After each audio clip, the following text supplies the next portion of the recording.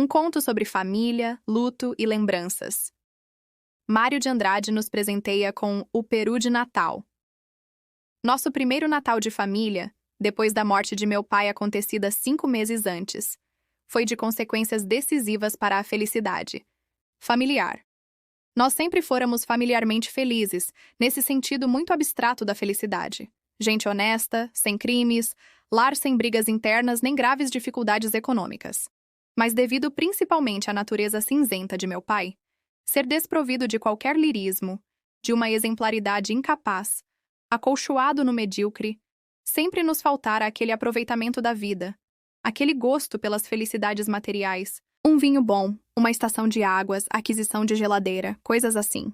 Meu pai fora de um bom errado, quase dramático, o puro sangue dos desmancha-prazeres. Morreu meu pai, sentimos muito, etc. Quando chegamos nas proximidades do Natal, eu já estava que não podia mais para afastar aquela memória obstruente do morto, que parecia ter sistematizado para sempre a obrigação de uma lembrança dolorosa em cada almoço, em cada gesto mínimo da família. Uma vez que eu sugerira à mamãe a ideia dela ir ver uma fita no cinema, o que resultou foram lágrimas. Onde se viu ir ao cinema de luto pesado. A dor já estava sendo cultivada pelas aparências, e eu, que sempre gostara apenas regularmente de meu pai, mais por instinto de filho que por espontaneidade de amor, me via a ponto de aborrecer o bom do morto. Foi decerto por isto que me nasceu, esta sim, espontaneamente, a ideia de fazer uma das minhas chamadas loucuras. Essa fora, aliás, e desde muito cedo, a minha esplêndida conquista contra o ambiente familiar.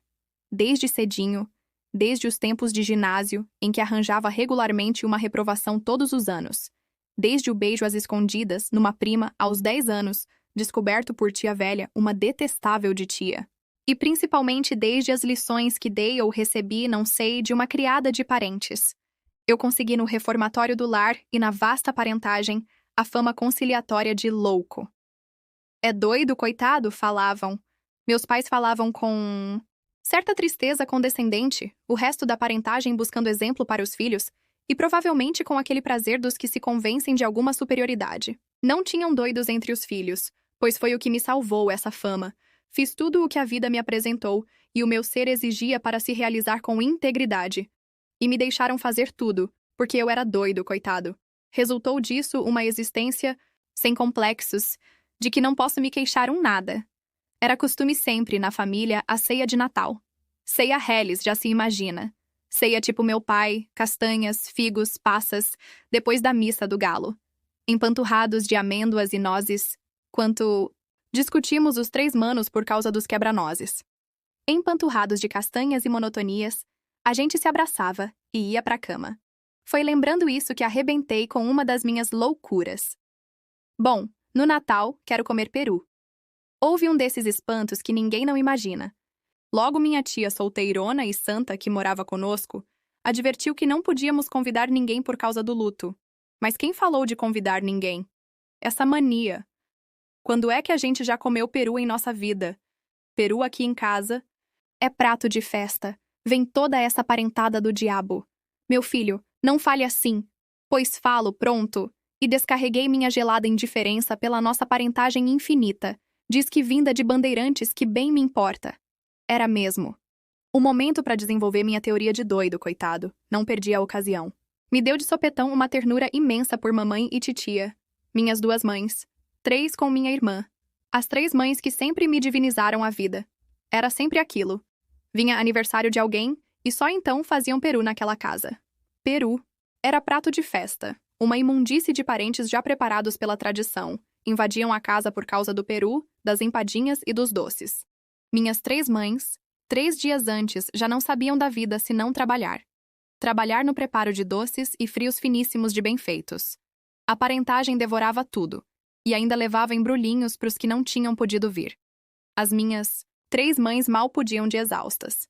Do peru, só no enterro dos ossos, no dia seguinte, é que mamãe com titia ainda provavam num naco de perna. Vago, escuro, perdido no arroz-alvo.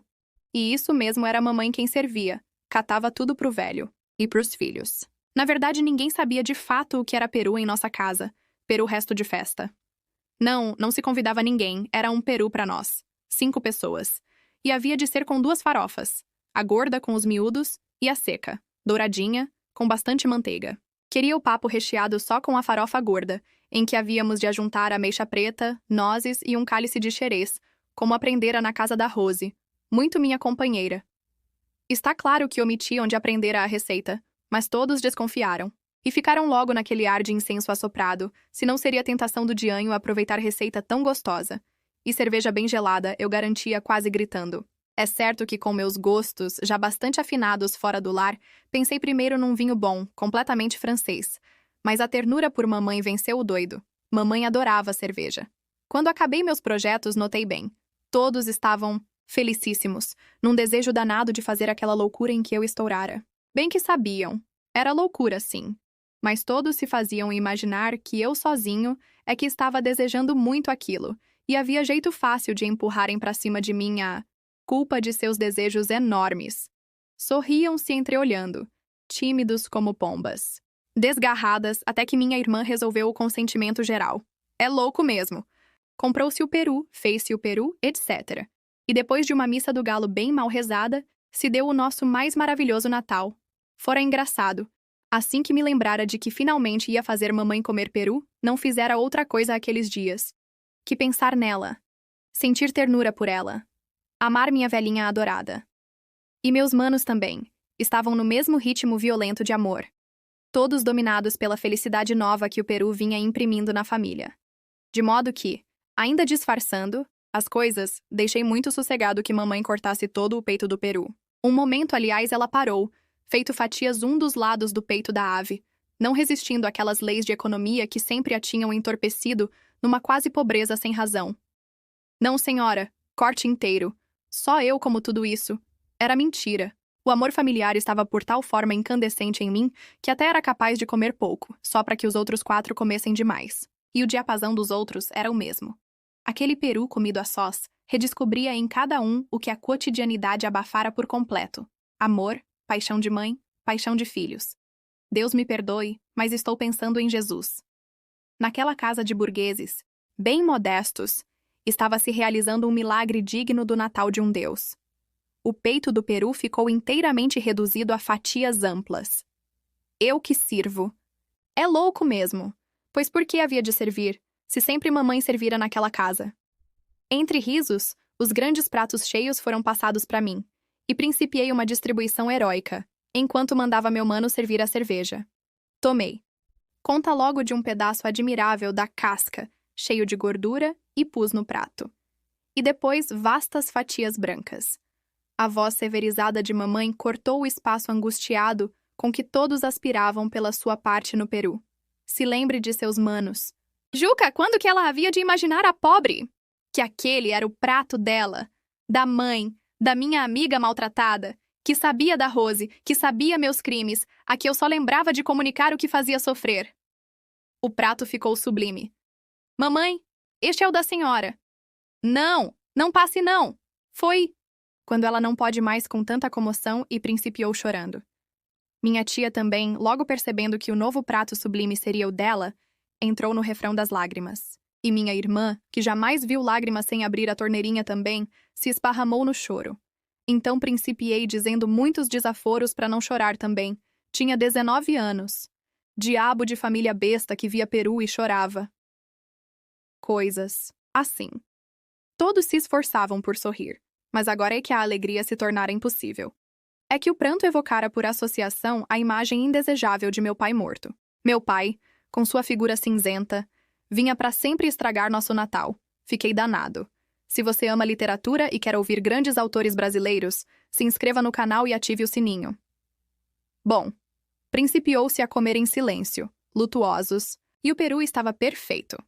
A carne mansa de um tecido muito tênue boiava fagueira entre os sabores das farofas e do presunto, de vez em quando ferida, inquietada e redesejada, pela intervenção mais violenta da ameixa preta e o estorvo petulante dos pedacinhos de nós. Mas papai sentado ali, gigantesco, incompleto, uma censura, uma chaga, uma incapacidade. E o peru estava tão gostoso, mamãe por fim sabendo que peru era manjar mesmo digno do Jesusinho nascido. Principiou uma luta baixa entre o peru e o vulto de papai. Imaginei que gabar o peru era fortalecê-lo na luta. E, está claro, eu tomara decididamente o partido do Peru. Mas os defuntos têm meios visguentos, muito hipócritas de vencer. Nem bem gabei o Peru que a imagem de papai cresceu vitoriosa, insuportavelmente obstruidora. Só falta seu pai. Eu nem comia, nem podia mais gostar daquele Peru perfeito, tanto que me interessava aquela luta entre os dois mortos. Cheguei a odiar papai. E nem sei que inspiração genial, de repente me tornou hipócrita e político. Naquele instante que, hoje me parece decisivo da nossa família, tomei aparentemente o partido de meu pai. Fingi, triste. É mesmo. Mas papai, que queria tanto bem a gente, que morreu de tanto trabalhar para nós, papai lá no céu há de estar contente. Hesitei, mas resolvi não mencionar mais o Peru, contente de ver nós todos reunidos em família.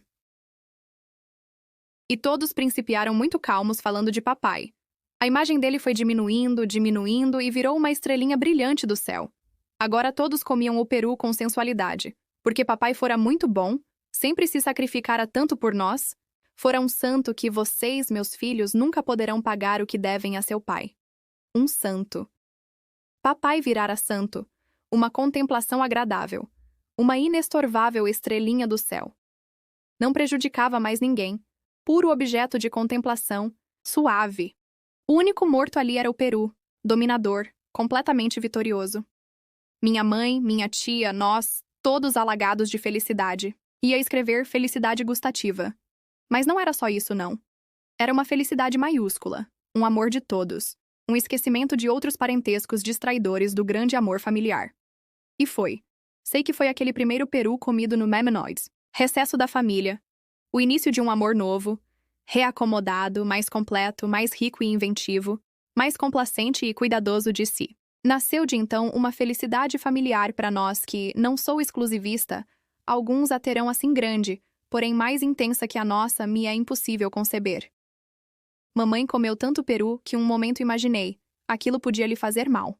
Mas logo pensei, que faça, mesmo que ela morra, mas pelo menos que uma vez na vida coma peru de verdade. A tamanha falta de egoísmo me transportara ao nosso infinito amor. Depois vieram umas uvas leves e uns doces, que lá na minha terra levam o nome de bem-casados.